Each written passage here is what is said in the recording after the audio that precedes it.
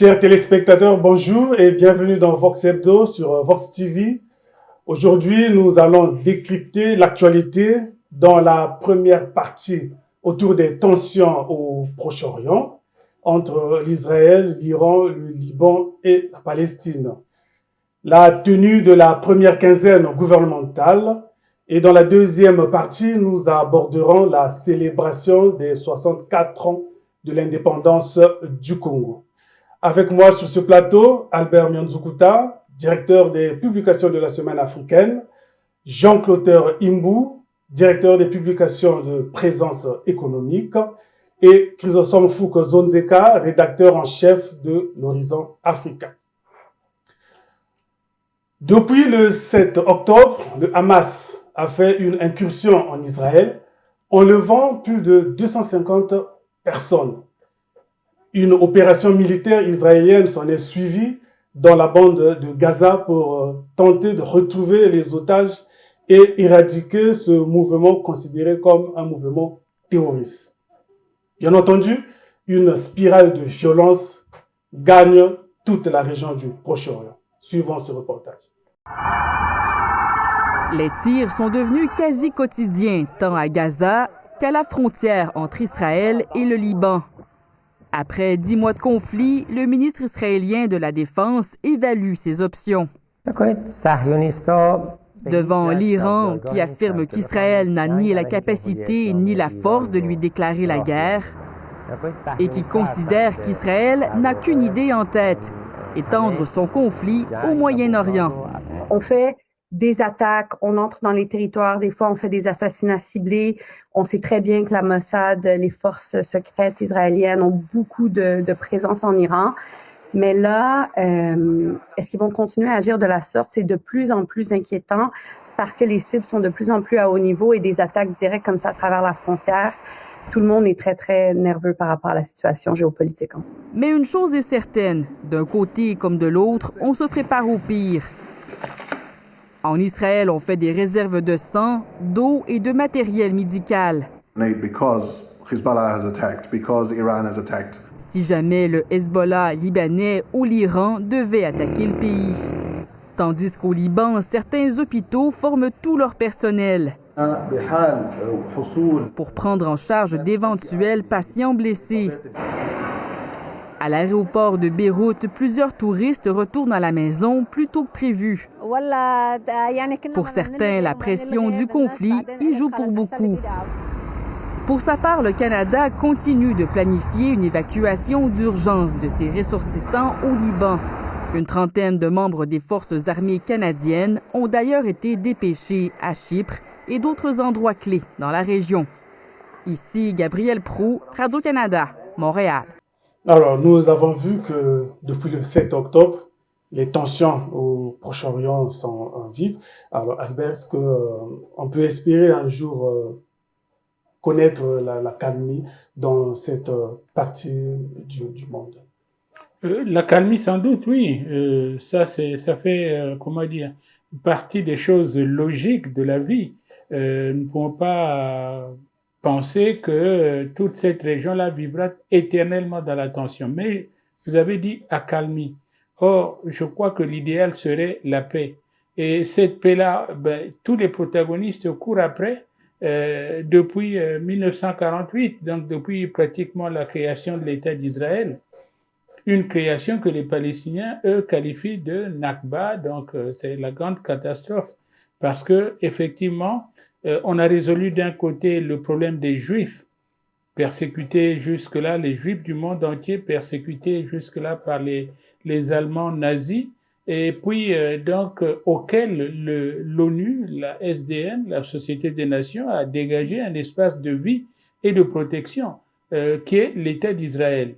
Malheureusement, on se rend compte que lorsqu'on a résolu un problème, on en a créé un autre, puisque sur cet espace-là vivaient des Palestiniens qui, eux aussi, ont dit vouloir prétendre à un État égal à celui d'Israël, peut-être pas en superficie, mais au moins en espace de quiétude et de protection. Donc là, nous sommes dans une situation où on ne peut vraiment pas faire de pronostic disant que la paix ce sera bientôt. puisque à cette paix-là, tous souhaitant l'avoir, se sont ajoutées des conditions qui, de plus en plus, chaque jour, deviennent de plus en plus irréalisables. Donc, les Palestiniens disent oui, mais bon, nous voulons la paix, mais à une condition, que ce soit une paix garantie par la solution à deux États que l'ONU préconise depuis des années, ce à quoi Israël, après y avoir répondu favorablement, voit maintenant de plus en plus de raisons d'être réticent, puisque cet espace-là allait rogner ou consacrer ce qui est resté du grand Israël. Donc, nous sommes ici dans une situation vraiment inextricable et il faut espérer, oui, que la paix revienne, mais la paix dans quelles conditions? C'est ce à quoi les différents pourparlers, les différentes négociations essaient d'apporter la réponse la moins ruineuse possible pour l'une et l'autre des deux parties. Ok. Jean Clotaire, dans ce climat de tension, nous savons que les Occidentaux sont en train d'appeler à l'apaisement. Est-ce que ces appels suffiront-ils ces appels seront-ils entendus entre les différents protagonistes pour maintenir la tension un peu au rabais? L'un des protagonistes, justement, que vous citez, il y a aussi des Occidentaux. Parce qu'ils ont créé ce problème. Oui, comment ils ont créé? Mais ils l'ont créé tout simplement en dépossédant aussi des fils de ce terroir. Albert vient de le dire, qu'il y avait déjà un peuple qui existait et que l'on a dépossédé une partie de terre pour concéder à l'autre partie. Donc, ce sont les Juifs. Mais aujourd'hui, l'on se retrouve dans une situation telle que ces mêmes Occidentaux, s'ils décidaient vraiment qu'il puisse y avoir un État palestinien, cet État existera bel et bien. Parce que jusqu'à aujourd'hui, il y a certains pays, même en Europe, qui ont reconnu qu'il faut qu'il y ait un État palestinien. Je crois que vous vous souvenez dernièrement, le président français, Monsieur Macron, l'a bien dit, que ce n'était pas encore le moment pour la France de reconnaître cet État palestinien. Si on se retrouve dans cette situation, c'est parce que tout simplement, une bonne partie de cette solution se retrouve en Occident. Et que pour des raisons historiques, pour des raisons qui leur sont propres, ils tiennent à ce que cette situation-là perdure. Pour la simple raison que l'État d'Israël est utilisé pour faire régner une sorte d'atmosphère dans la sous-région. L'État d'Israël, justement, accède ou accepte de jouer ce rôle pour recevoir tout ce dont il peut demander pour s'étendre. Il ne faut pas aussi oublier que c'est le même État d'Israël qui a favorisé l'arrivée du Hamas par rapport au Fatah. Il ne faut pas l'oublier. C'est un couteau qui se retourne contre les dirigeants israéliens qui ont favorisé l'émergence et la montée du Fatah, du Hamas. Oui, du Hamas, mais aujourd'hui, c'est le peuple israélien qui en pâtit, qui paye. Mais ce peuple-là est en train de payer le fait de dirigeants qui sont allés s'associer avec l'extrême droite qui ne veut pas entendre parler de paix. L'extrême droite en Israël tient à tout prix à ce qu'il y ait l'existence du grand Israël. Tout le problème ne sera résolu que lorsqu'il y aura la création d'un État en Palestine. Alors, il faut que aujourd'hui le Proche-Orient ou le Moyen-Orient est en ébullition. Est-ce que peut-on envisager un jour l'Israël vivre en paix avec les pays arabes? Parce que c'est le seul pays chrétien qui est entouré des pays arabes. Est-ce que la cohabitation un jour peut-elle être possible? La cohabitation sera possible un jour lorsque les dirigeants israéliens et les dirigeants des autres pays comprendront leur place, comprendront les enjeux auxquels ils sont assignés. Parce que dans ce jeu, dans cette crise au Proche-Orient, il y a les intérêts des uns et des autres qui sont en musique. Derrière ces intérêts, vous avez l'Occident, vous avez les Américains, vous avez les Allemands, vous avez les Anglais, vous avez les Français. Et aujourd'hui, ces pays souffrent parce qu'au fait, on ne veut pas concéder à une partie, donc aux Palestiniens, un territoire de vie pour donner la possibilité à ce peuple de s'organiser et de dire un mot par rapport aux situations que nous vivons au travers le monde. Est-ce que le problème se pose en termes de territoire, puisque l'Israël a ces territoires reconnus? Est-ce que ce n'est pas parce qu'il aura annexé d'autres? Est-ce que le problème est autour de l'annexion ou vraiment des frontières de l'Israël? Le problème se pose autour des frontières et de l'annexion. Parce que quand vous êtes palestinien, et ils estiment que Jérusalem, la capitale, n'allait pas seulement être le lieu qui serait pour les Israéliens. Et aussi, ils veulent bien y arriver, alors que de l'autre côté, on ne veut pas les voir pénétrer. Donc, du coup, il faut regarder, redéfinir les frontières, donc donner à cette partie du monde, à ce peuple-là, un territoire qui va leur donner la possibilité, eux aussi, de s'exprimer et de connaître où ça commence et où ça se termine. Pour qu'aussi Israël soit libéré. Mais, il y a des enjeux dans cette histoire-là et c'est tiré par les grands pays, par les Américains, les Français, les Anglais, les Allemands. Et c'est vraiment la patate chaude. Ok, c'est vraiment la patate chaude. C'est par ces mots que nous clôturons ce sujet pour aborder le deuxième sujet de notre émission qui est autour de la tenue de la première quinzaine gouvernementale. Une quinzaine prévue, annoncée par le Premier ministre et finalement qui a eu lieu le 12 août. S'exprimant devant les professionnels des médias, dans le cadre d'un nouveau dispositif interactif de communication mis sur pied par l'exécutif, la quinzaine du gouvernement, le ministre de la Communication et des Médias a passé au crible les questions liées entre autres au nouveau découpage administratif, la mise en œuvre du programme de solidarité au profit des jeunes, la cherté de la vie, le nouveau commandement des forces de police ainsi que l'opération Coup de poing. À ce sujet, le porte-parole du gouvernement s'est félicité du bilan de cette opération visant à lutter contre la délinquance et la criminalité. Il s'avère que les résultats depuis 2 mois nous semblent assez spectaculaires. En 2 mois, il faut noter qu'il y a eu 2000 interpellations.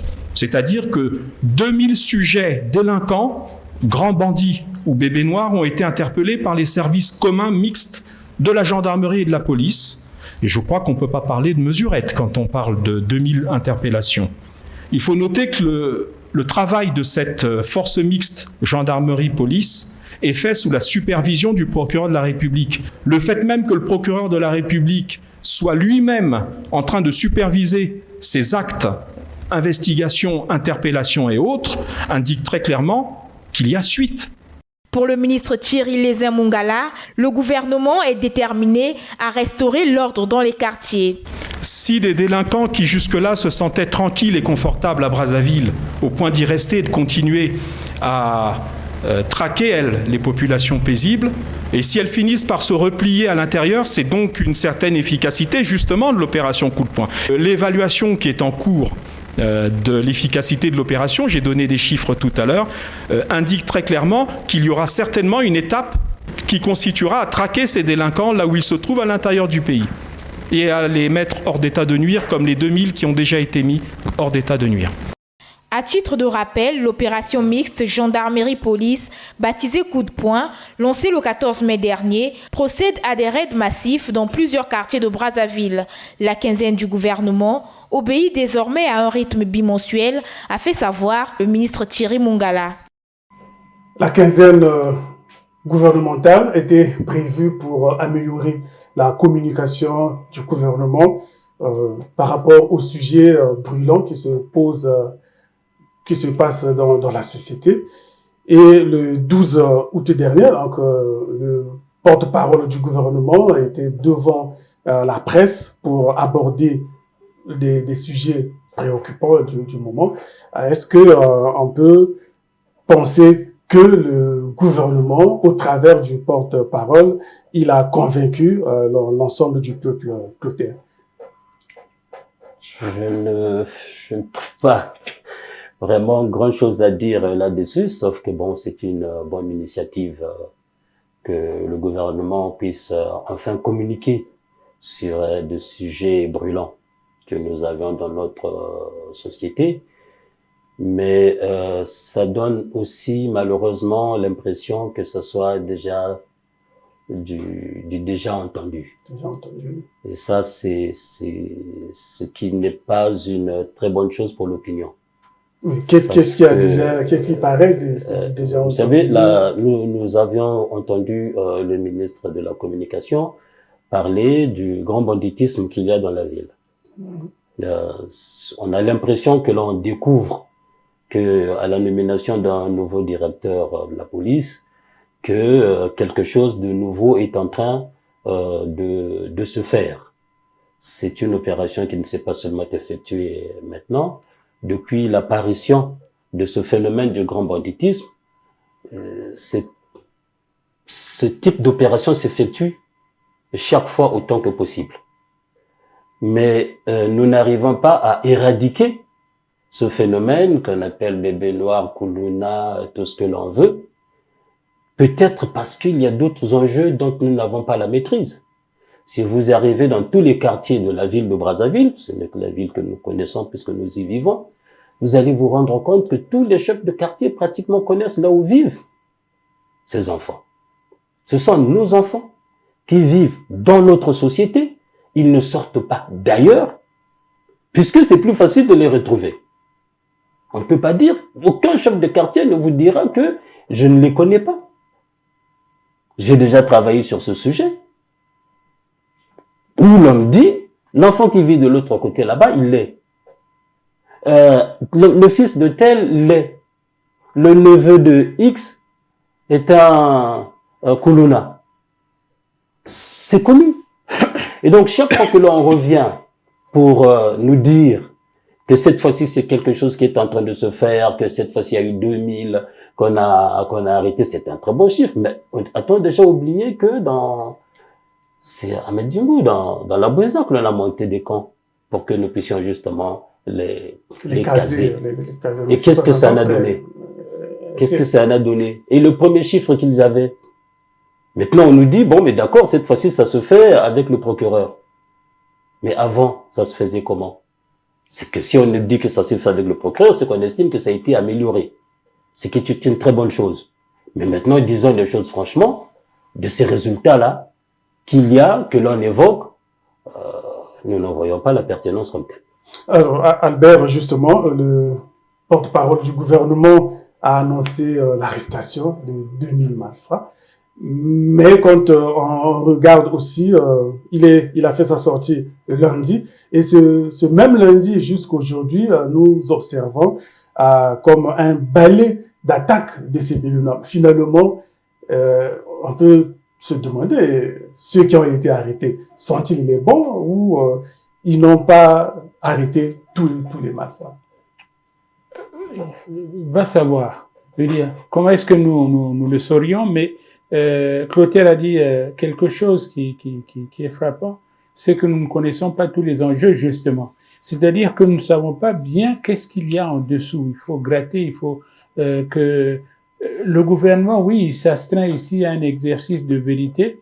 D'ailleurs, entre parenthèses, personnellement, je me dis, c'est une très bonne chose de communiquer, parce que ça, c'est vraiment comment dire, la cheville ouvrière d'une société qui fonctionne, qui se plaint et qui reçoit du gouvernement et des gouvernants les réponses qu'il faut. Mais il ne faut pas que nous tombions aussi dans la pravda. Je veux dire, il faut pas que nous tombions dans une espèce de régime à la soviétique où on se dit la vérité que vous avez sur les chiffres et les données sociales, eh ben c'est ici et uniquement ici que vous la trouverez. Ça me paraît une tentation que j'ai cru déceler dans le propos du ministre. Mais bon, voilà, ça c'est, mettons ça de côté. Est-ce que ceux qui ont été arrêtés ont été les bons?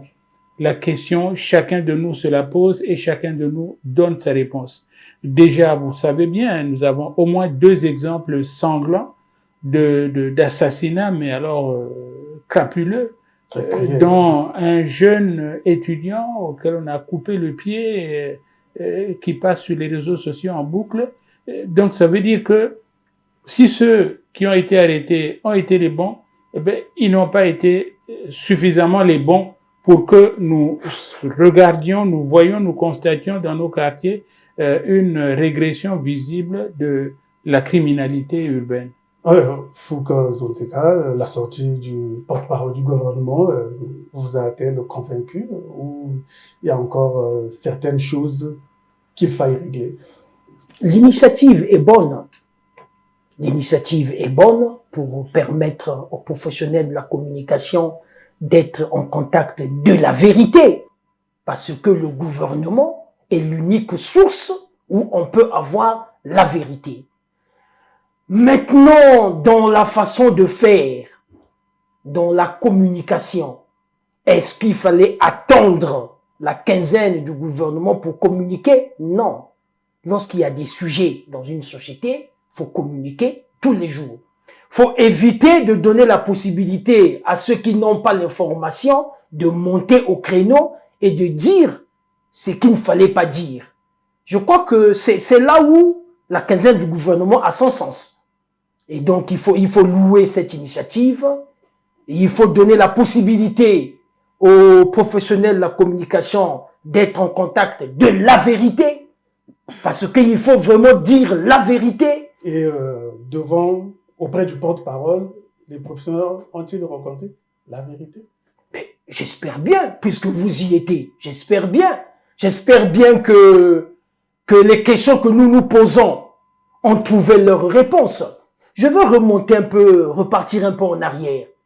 Nous avons connu dans ce pays une histoire. C'est notre histoire. Parlons des disparus du beach. Vous avez vu, à cette époque, on avait un ministre de la communication, en la personne de Alain Akwala Achipo, qui a pris du temps pour communiquer sur cette affaire. Et je m'en souviens, aujourd'hui, le Premier ministre, M. Anatole Koliné Makosso, avait écrit un livre, Affaire des disparus du beach, mise au point pour l'histoire. Et j'ai vu, à son époque, M. Akwala s'activer pour répondre, pour donner l'information aux journalistes, pour. Mais parce que c'était son rôle. Et le ministre de la Communication, porte-parole du gouvernement, est là pour instruire l'opinion, pour donner la vraie information à l'opinion, afin que les professionnels ne dérapent pas. Parce que la vérité, vous n'allez pas trouver ça ailleurs, sinon que proche de celui qui est censé communiquer au nom du gouvernement. Donc je crois que les journalistes ont eu une information par rapport à leurs préoccupations et que les différents organes de presse ont rendu compte de cette activité. Donc, les différents organes de presse ont rendu compte de cette activité. Nous mettons donc fin à ce deuxième sujet. Nous allons observer une pause publicité et nous allons revenir bien après.